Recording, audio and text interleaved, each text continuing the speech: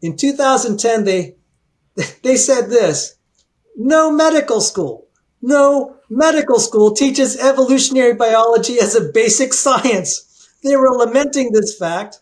Wow. He said, no medical school teaches evolutionary biology as a basic science comparable to embryology.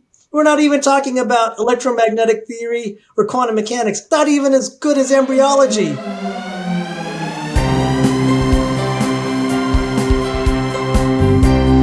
Greetings to the brightest audience in the country. Welcome to Real Science Radio. I'm Fred Williams. And I'm Doug McBurney, Bible student, science geek, amateur comedian. Fred, it is great to be back with you talking about real science on Friday.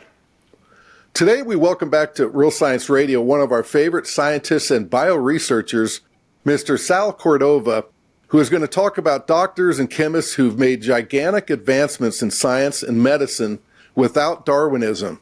It's great to have you join us again, Sal. Oh, thank you for having me. I've been looking forward to this for months. Yes, Great. Sal, it's fantastic to have you back. After the last time you joined us, you pretty much took down Darwinian evolution. I was very close to making a prediction about peak Darwin. You guys may not be familiar, but I nailed peak woke. I picked it. I picked peak woke. Are you guys familiar with the concept of peak woke? No. Okay, peak woke is when the president of Harvard was caught plagiarizing and she was not able to overcome it and she got fired. Do you guys remember that story? Yes. Yeah. That was peak woke. From there, woke only goes downhill. Now, and I think we're coming up on peak climate, which we'll have to have Dr. Homan back on and congratulate him for nailing peak climate. And with you, Sal, it's quite possible that with your takedown regarding the truth that proteins do not have a common ancestor and your elucidation of that, that might be the top of the mountain at peak Darwin. And it might be, we might be going down the other side, brother. Well, it's happening experimentally because in the last 15 years, all the experiments that were very carefully studied showed that Darwinian evolution works the opposite of what he claimed. It's loss of genes. So the peak of Darwinism has happened and they're not even, the other side's not even realizing it. I said, look at all your experiments. How are you going to evolve something of great complexity when practically all experiments show it's always a net loss of genes and complexity and versatility?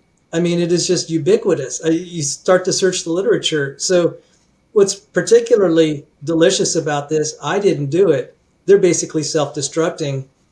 Darwinism's been refuted. So we're just kind of, to me, it's like a cat playing with a mouse at this point.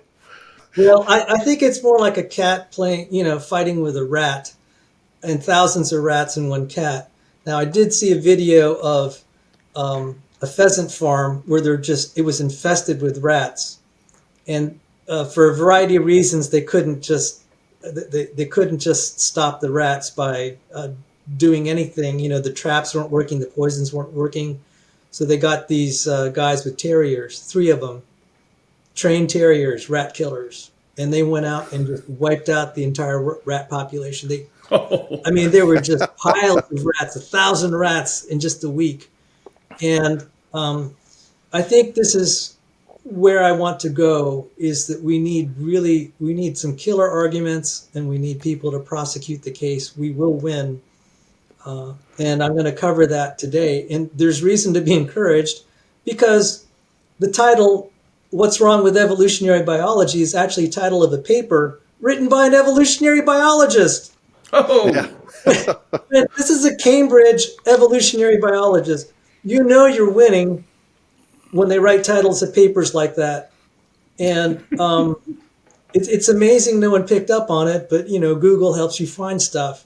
I just randomly Googled, I said, what's wrong with evolutionary biology? A 2016 paper by John J. Welch. And he said, I go to these meetings with other evolutionary biologists, and it is dispiriting. It's demoralizing. The laundry lists of problems.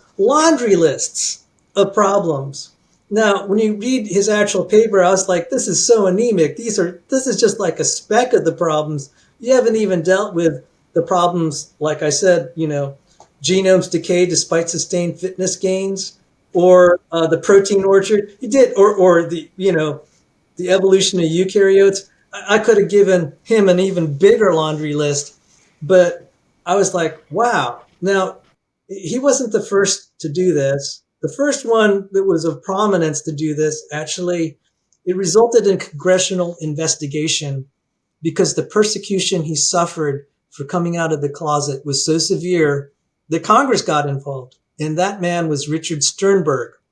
Resonates, he's been somewhat forgotten, and it's kind of sad because he had two PhDs, one in molecular evolution and the other in theoretical systems biology. I mean, the guy was absolutely brilliant. And he got in trouble when he said, look, there are a lot of problems. Now, he said, I don't believe in intelligent design, but the guys have a point. We haven't solved all these problems. And that was enough to get him fired. And it was so bad, it was so egregious what happened to this scientist that a congressional investigation was started. And Sal, this all rings a bell, but what you've just revealed in my mind in real time is that this was basically shoved under the rug. I mean, the whole story of Richard Sternberg was a huge scandal. It was a huge scandal, and I've almost forgotten about it until you mention it right now. Wow. I want to contrast that. I don't know a single mathematician that suddenly, I don't believe in real numbers anymore. I don't believe in the operation. Yeah. And even though we know that classical electromagnetism, the theory of it, is an approximation, I don't know a single physicist that rejects it. No one has come out and said, hey, I no longer believe in this, because it has too many problems. And this is a good contrast then. I would like to contrast what experimental science is versus evolutionary biology. I'm going to argue that evolutionary biology is really more like a religion. And the funny thing is, an atheist or / agnostic, Michael Roos, philosopher of science, he wrote a book, Darwinism as Religion. Darwinism as Religion. This wasn't a creationist saying it. It was one of their own. And he was observing they have their high priests, they have their canon, and they also have their heretics. Yeah. And so Richard Sternberg, I guess, was regarded as a heretic, and there was an inquisition. Sadly, the Congress said, look, what happened to Sternberg was wrong, but we don't have jurisdiction over this. So they concluded, this was definitely a witch hunt, and it wasn't based on science. And I'll cover more of that today. Now, more recently, there's Gunter Beckley. Oh, my goodness. He is a paleobiologist. You could say he's an evolutionary biologist, too. He was promoting Darwinism in Germany in the Darwin Day celebrations and had hunt crowds because he's a curator of the museum there. He was, till they got rid of him. And in the process, during the Darwin Day celebration, he wanted to compare, look at all this stuff in evolutionary biology, and he wanted to show all the few ID books that were there. But he decided to read some of them. That changed his mind.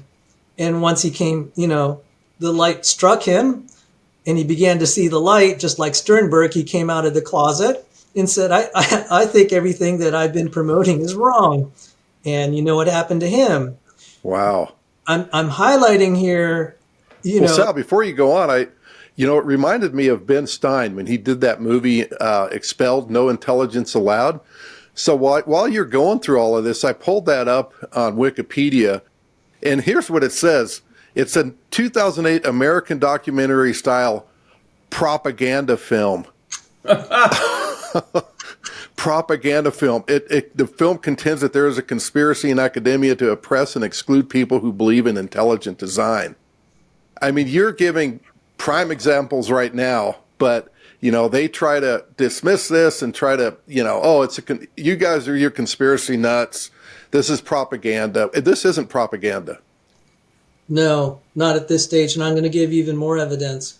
So if you'll permit me, since I was an engineer in a former life, I still view myself as that. And Um, Daniel Dennett said biology is engineering. And even though he's a Darwinist, I said he got one thing right in his life. That is true. And as you know, like in one of our shows, I said 1/3 of the engineers at MIT are working on biology problems. They have the right skill set.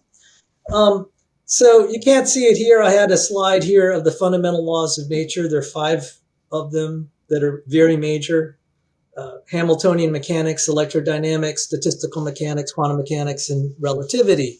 And so much of modern technology rests on that. In fact, even Maxwell's equations of electrodynamics, you wouldn't have the modern world without it. And by the way, 2 creationists, probably 3 creationists, were fundamental in the creation of electrodynamics. That'd be Newton, Faraday, and Maxwell. Imagine a world without electricity. You wouldn't have light bulbs. You'd have torches instead. You wouldn't have you wouldn't have automobiles. Instead, you'd have horses and buggies. Because so many of the parts of the car require electronics, like the spark plugs, the generators, the ignition coils, and all the sophisticated electronics in modern day cars. We wouldn't have airplanes for similar reasons. There wouldn't be a space age because you need electronics to make this, and you'd also need manufacturing processes. And you wouldn't have motors, you wouldn't have microwave ovens, you wouldn't have smartphones, you wouldn't have server farms and internet. I mean, just go offline, or at least imagine shutting off your circuit breaker to the house, and you'll see what it's like without electricity. Yes, yeah. Hey, I have a friend who was in Tampa when the hurricane came through, and their power was off for over 7 days straight. And that was really traumatic and shocking. Yes. And I'm just trying to contrast. This is what a theory of science, a real theory of experimentally verified science, how it contributes to the world. And the contrast to evolutionary theory is just, the gap is just unbelievable, what real science is compared to the religion of evolution.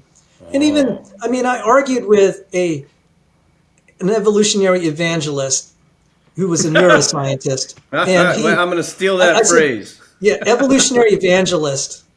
I think that's more appropriate. Don't call them a biologist. They're evangelists. And I was saying, do you think evolutionary theory is as good as the theory of electromagnetism? And he said, yeah, absolutely. We have huge departments on evolutionary biology. And I was laughing. I said, there's something that is so basic in electromagnetic theory, you wouldn't be able to do your job as a neuroscientist. The idea of positive and negative. It was discovered by Ben Franklin. And then similarly, the idea of North and South poles was discovered by Gilbert. I said, if you had no notion of positive or negative, not only would you be able to not describe chemistry and the structure of the atom because you have negative electrons and positive protons, you would be able to do your job as a neuroscientist. But I know there are probably many neuroscientists out there who don't really believe in evolutionary theory. They can do their job just fine. And, beyond that, we could take the equations of electromagnetic theory. I've done this on my channel. It's something I'm actually quite proud of. You could take the equations of electromagnetic theory, make the D-Lambertians, and show that you can develop Einstein's famous equation E equals mc squared. And you're able to also demonstrate elements of special relativity. Beyond that, we have top scientists. Even though they're the minority, we have still top scientists, Nobel Prize winners, like Richard Smalley, who is a patriarch of nanotechnology, won the Nobel Prize in chemistry. And then Ernst Chain, who co-developed penicillin with Alexander Fleming. Ernst Chain won the Nobel Prize in physiology and medicine. And Ernst Chain said about Darwinism, he said, it seems to me a hypothesis based on no evidence and irreconcilable with the facts. So now we have great scientists at the very top, historically, and then we also have evolutionary biologists starting to slowly jump ship.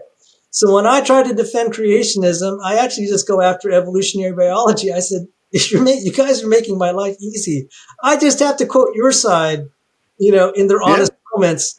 It may not make the popular press, but I'm going to try to make it into the popular, take their stuff that's kind of been swept under the rug. I'm going to try to put it front page because the world needs to know the theory's falling apart. And that's why Yeah. I'm Well, Ernst Chain, he also said this: I would rather believe in fairy tales than in such wild speculation. God cannot be explained away by such naive thoughts. And, there's also that website, Descent from Darwin. There's a big, huge number of scientists who have signed that. It's a scientific descent from Darwinism. Just check out the website, and we're linking to it from the show, and we'll have it in the show notes. But we've also, at Real Science Radio, we've kept a list of scientists doubting Darwin. It's at rsr.org/doubt. And you can go there and just see the whole list of the scientists who doubt Darwinism. And there was that fake news report from Newsweek magazine when they said that 99.86% of scientists believe in evolution. That was completely bogus.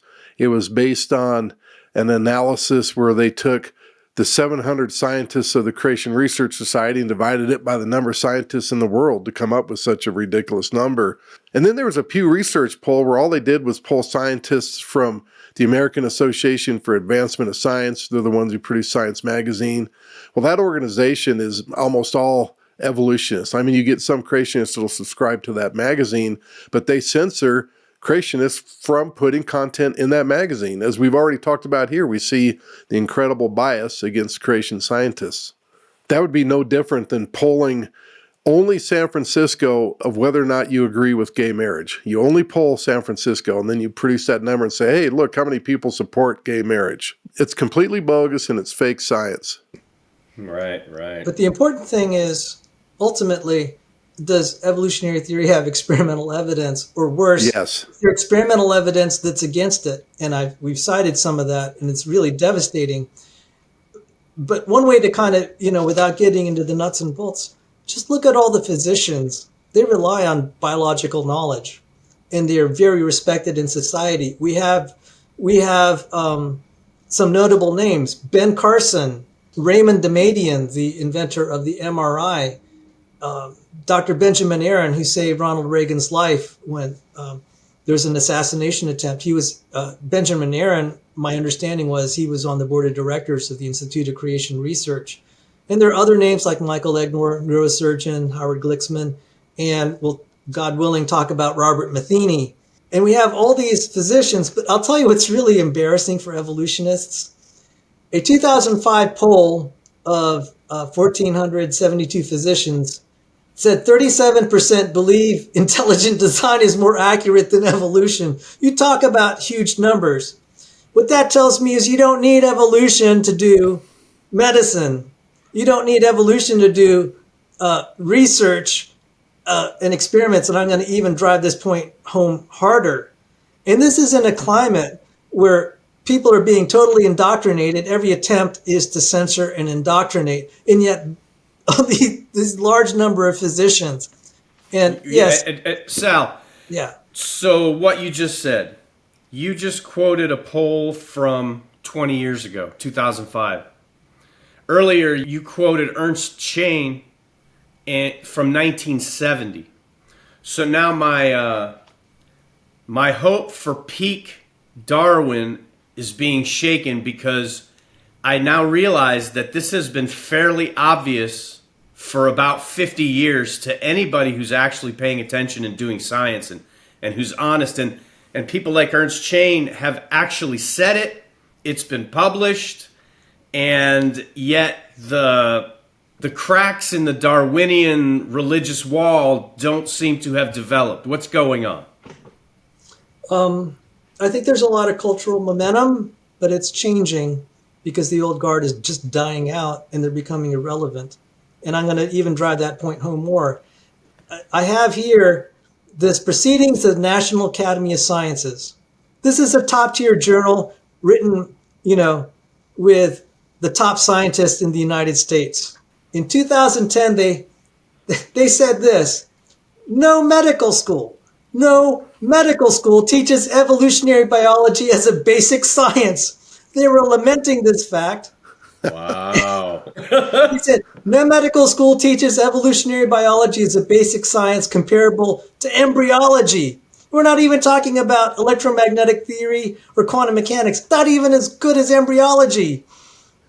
Wow. That's pretty telling. Wow. I wouldn't even put it in the realm of underwater basket weaving personally.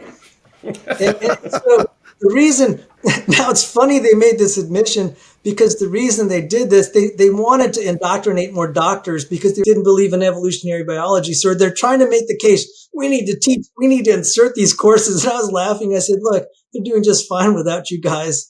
You know, this is like DEI and transgenderism and inclusivity. I'm like, look, you're just piling your political biases. You're not really helping matters. You need to get guys to be able to do real science and do real medicine. That's the issue. This is just totally political. Now, Ben Carson, oh my goodness, this is terrible. And it's also kind of funny. He was, because he's one of the most famous surgeons from Johns Hopkins University, which, by the way, is my alma mater. He was supposed to speak at my graduation in 2013 when I got a master's in applied physics. Unfortunately, he said, marriage is between a man and a woman. They canned him just for saying that. But the year before, he spoke at Emory University. And when the faculty found out, particularly the biology faculty found out that he didn't believe in evolutionary theory, there was a letter of protest signed by 4 faculty, and they got 100 other faculty to, join in, and then 500 students. It was just an absurd number. I said, that's total intimidation. And I realized you guys are real snowflakes. You would never have that with electromagnetic theory. There's no guy that's going to give a graduation address and say, I don't believe in electromagnetic theory. But here he comes, and the only way that they could defend it was through intimidation. They then instituted a policy of doing background checks on any future speaker. It's not that they're going to check his credit history or criminal record. They're going to check whether he doubts Darwinism. That was what was so funny. And here's Ben Carson at my school, and he was going to speak at my graduation. Even though he didn't, they had a very fine speaker instead. That was very inspiring. The people are standing up and say, we don't need evolutionary biology. And the funny thing is, from that proceedings of the National Academy of Sciences, that's a tacit admission. Look, medicine has moved forward without you guys for decades. Yeah. Yeah. If you go to our website, again, rsr.org/doubt, 570,000 medical doctors in the U.S., these are specialists in applied science. They say that God brought about or directly created humans. And 60% of medical doctors reject the secular Darwinist explanation. And again, we'll link to that page, and you can go find the references we have for this. 60%, despite the overwhelming propaganda from their side and the indoctrination into the belief of evolution. So great point, Sal. So in addition to the doctors, we have physicists, we have chemists, including Richard Smalley, Nobel Prize winner. We have biochemists, including Ernst Chain, Nobel Prize winner. We have geneticists, like my boss, John Sanford, and also Richard Buggs in England. We have microbiologists, like Scott Minnick, Donald Ewart, Siegfried Schurer. And we have molecular and cell biologists, and developmental biologists and biomedical engineers that reject Darwinism. And last but not least, we have evolutionary biologists that reject Darwinism. This is so funny. So you're like, well, why does this have to be shoved down the throat of people? It's for metaphysical, ideological reasons, not for science. And I have this sad story of Change 10 that I just need to share. It's going to drive home the point, and then we could talk about Robert Matheny. Change Tan came from communist China. She went to Ivy League schools, University of Pennsylvania and Harvard, her postdoc. She was a molecular cell biologist. She met George Smith, who was a Nobel Prize winner, and George Smith said, Dr. Tan, I think you should teach molecular biology. You're really good. I mean, a Nobel Prize winner picked her out. She was not a Christian at the time, came from communist China, Ivy League schools. You get the picture. Well, she started teaching molecular biology. And I asked her, how did you become a Christian creationist? And she said, well, I started teaching molecular biology. And part of that is showing the difference in the way molecular biology works in a prokaryote, which are your bacteria and archaea, versus eukaryote, which is like us and plants and other kinds of creatures. She said they're so radically different. And as she was teaching it, she said, we're the transitionals from one to the other. And she began to say, this can't evolve. And then she searched the literature. And they said, this is an outstanding problem in evolutionary biology. So if I may say, the creationists tend to focus too much on the human chimp evolution issue. If you focus on eukaryotes, you're going to be like that terrier killing all the rats. I mean, you'll have no opposition. They know this is a big problem. And this is where I'm very passionate about trying to teach the next generation. I said, you're going to win the battle in the molecular end. You're just going to steamroll. You're going to be like that terrier eating all those rats. Actually, they didn't eat them. They just killed them and just kind of left them in piles. It's kind of savage. Anyway, that cost changed Tan her career. That's why it's a sad story. She came out of the closet. What do you mean it cost her career? They fired her from the University of Missouri. She was a tenured associate professor. They fired her. Okay, I used the word fired her. You know how it goes. They'll like, we had a reduction in force, and great job for being our professor, but we don't have money to fund you. I mean, it's not really technically a firing. They did the same on Crocker, who was at George Mason, my undergrad alma mater, before I went to Johns Hopkins. And this is, you know how this plays out. They destroyed a career of an Ivy League level professor that was singled out to teach by a Nobel Prize winner. They did that. What they never did was address the paper she published in a creationist journal, which I wish she didn't do that. She could have easily put that, I think, in a secular journal and say, hey, these are all the challenges that are required to overcome, because it was so thorough. I said, this is secular level stuff.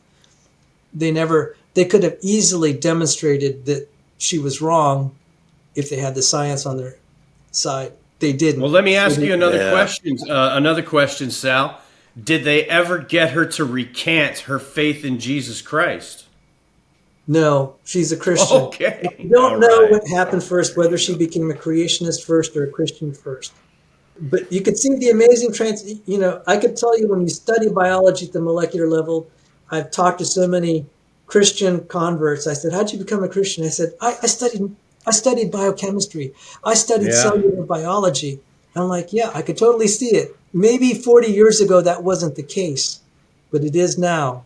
I'm seeing more and more just coming to faith. And with all the corrupt churches that are out there, I'm really, this is heartening, because there's an avenue. There are Christian colleges that have gotten so compromised and corrupted, but it's the biochemistry and engineering departments that are bringing them back to faith.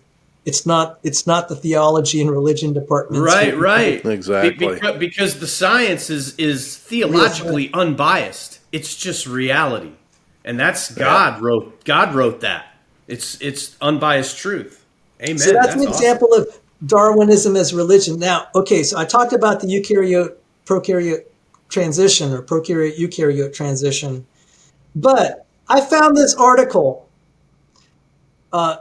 It's a news article where they interviewed scientists, and the title is "The Long Winding Road to Eukaryotic Cells." The long and winding road to eukaryotic cells. And at the end of the article, one of the researchers said, "The nature of these deep evolutionary questions is that we will never know. We will never have a clear proof of some of the hypotheses we're trying to develop." But I'll add, okay, I'm going to insert this, but you got to believe it. You got to believe it. Or you're going to have protests if you're Ben Carson, or you're going to lose your job if you're Change Tan. But we can't. We'll never know if it's true. We'll never know how it happened. We have no mechanism. We'll have no proof, but you got to believe it. Is this science? Now, contrast, this is why I put electromagnetic theory on the table. Contrast electromagnetic theory to a theory like this. And you could extrapolate what she said about eukaryote, prokaryote evolution to almost anything else in evolutionary biology. Almost anything else. I said, what kind of a theory is that? Why are you saying that this is like so foundational to biology? It's irrelevant. Yeah, it's remarkable. So, Sal, I did want to get your comment too on something that we're kind of overlooking is with this religious belief in evolutionary biology and just at the molecular level and at all levels of evolution, it's hampering the advancement of science. Just think of the science we've missed out on because of this path that they take. If they wouldn't take this path, there's a lot of things that we'd learn a lot sooner about, for example, immunology. How long did that get poo-pooed? Because, it's something that they can't explain with evolution. And I believe there's a lot of things in science and medicine that have been hampered by evolutionary beliefs and by the evolutionary science. What are your thoughts on that? Well, first off, the junk DNA thing, and that's, we've talked about that. Dan Graer said if ENCODE is right, which is the search into the functionality of the genome, ENCODE argued that probably 80% is functional, if not more.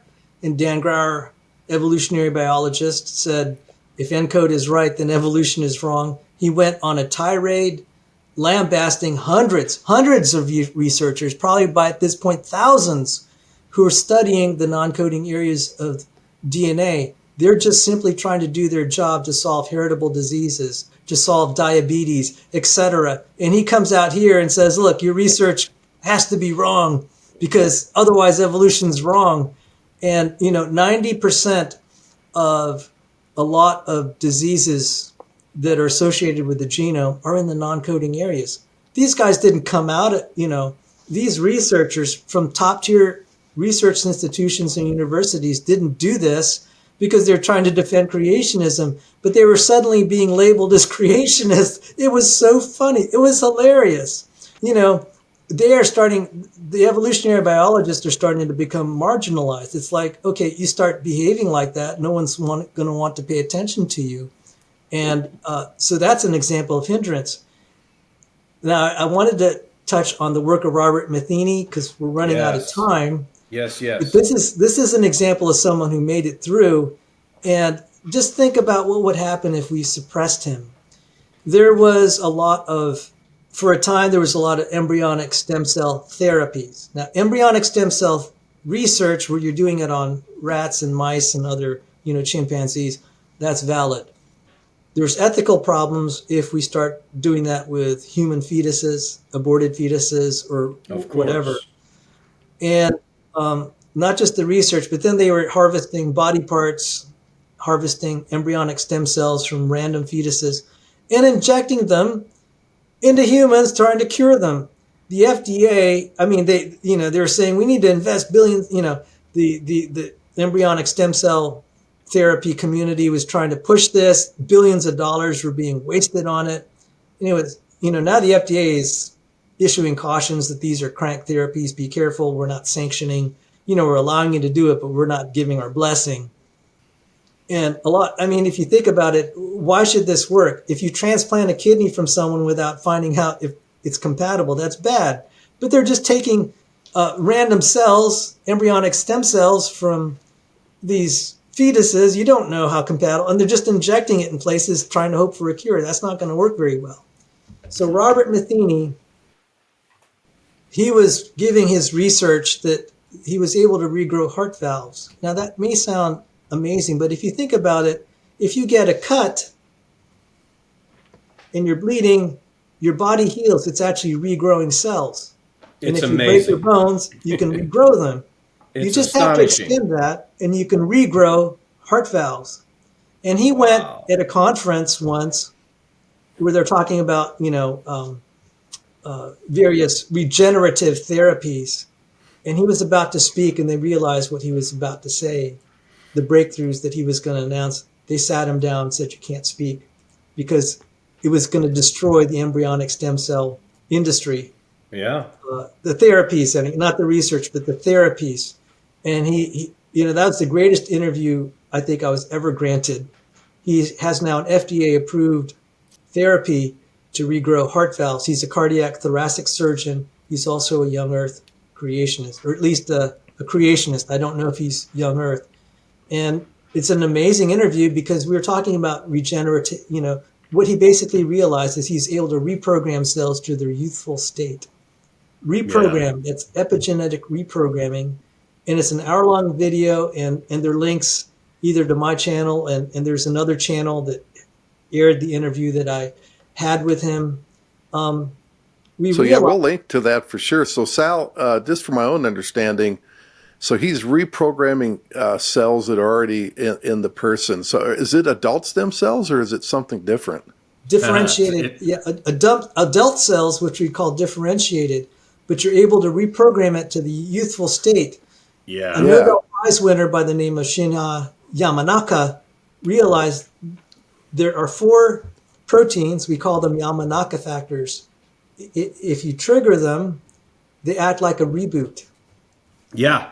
And Fred, that's the thing is it's beyond even stem cells. What Dr. Metheny understands is that we can derive from adult stem cells ethically the growth factors that can reprogram existing cells to repair. It's amazing. It's unbelievable. Yeah, so I worked for a biomedical firm, Ceridian BCT, and we developed a stem cell chamber for adult stem cells, which was really cool. And I talked to some of the biologists, and it was interesting there that these are a couple of them were PhDs, and I asked them about evolution, and they were like, they they were kind of like, yeah, whatever. Yeah, see, okay, you can see right there. They didn't need it. It's like whatever. Exactly. Yeah. It's irrelevant. Now, I wanted to close out a few things about Robert Matheny. If you can reprogram and bring it to the youthful state, you can actually see how it might be feasible. Humans could have lived forever once upon a time. And we had that discussion, and he said, yeah, that correlates with the long ages of the patriarchs in Genesis chapter 5. And that was a big stumbling block for me when, 40 years ago, I was struggling with the faith. I said, I can't believe a human could live for 900 years. But now we're discovering like these immortalized cell lines and stuff. And then now that I've done some research, there are a few genetic switches that may have gotten, that's all it takes. It doesn't take a lot to make a person age quickly. You only need 3 nucleotides to have someone have this premature aging. Out of 3 billion, if you flip 3 of them, you age fast. Yeah. So, it's like there are probably not that many switches that needed to be turned off for us to be, only living, the typical lifespan. We could be living thousands of years.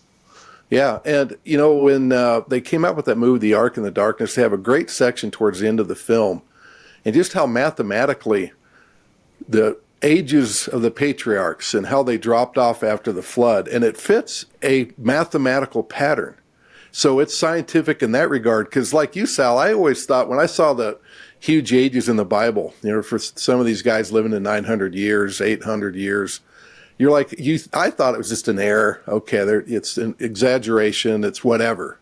Because I was a believer at the time, but real ignorant and naive on a lot of things. And so, yeah, you're showing here where we were originally created to live forever on earth, and then we sinned, and man fell, and then God, likely, with the information, turned on a few knobs here and there, and now we don't live as long. And then after the flood, perhaps because of radioactivity, maybe that even speeds up, the process even more. But we can trust those long ages in the Bible. It actually fits scientifically.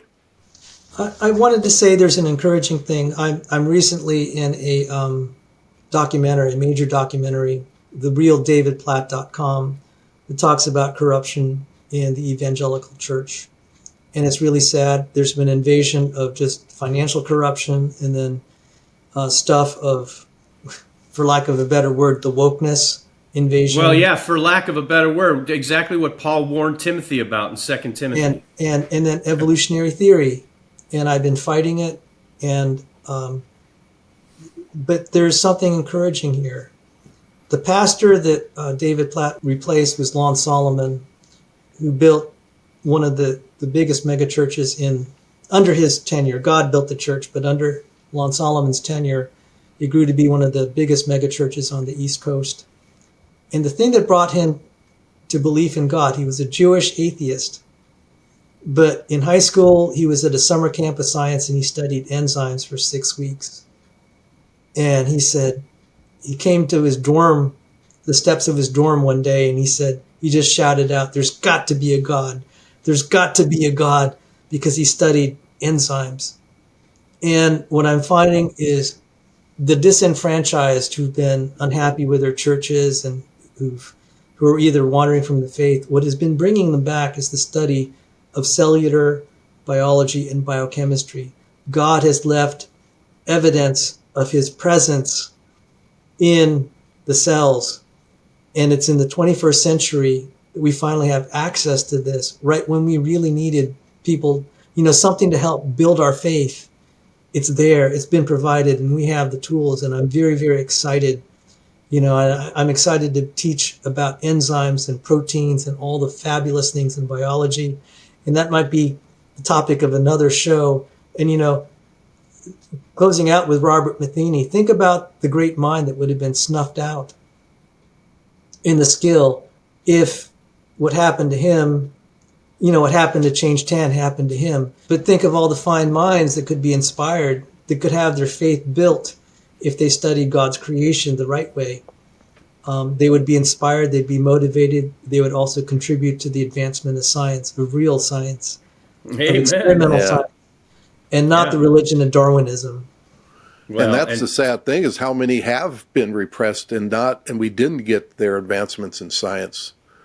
Who knows? It's just, well, we will really know. Tragic. Unlike the evolutionary biologist who says we may never know, the one thing that we as Christians can say is we absolutely will know.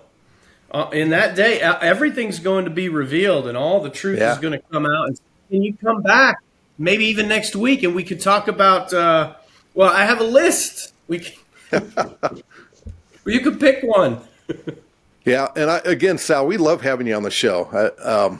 I think you get to the heart of where we can win this battle, and I think it's even scriptural, the approach you're taking, because if you think of Romans chapter 1, verse 20, where it talks about God's invisible attributes are clearly seen by the things that are made, those are things that and also Hebrews, I think it's chapter 3, verse 4, where it talks about for every house is built by someone, but he who built all things is God. I mean, it's appealing to something that even a child can look at and see a house and know that had a designer. You can't necessarily do that if you just look at a rock or dirt. We're getting into things that have information in them, enzymes, proteins, just molecular biology. This is where we can, in my opinion, really win the battle, and I know you share that view. And that's why we love having you on. And so that's great. If you can come back next week, let's hit at this again. Let's keep those terriers going, Sal. Yeah. You're one of our terriers. And I hate to say the word rats, but that's, there's some validity there.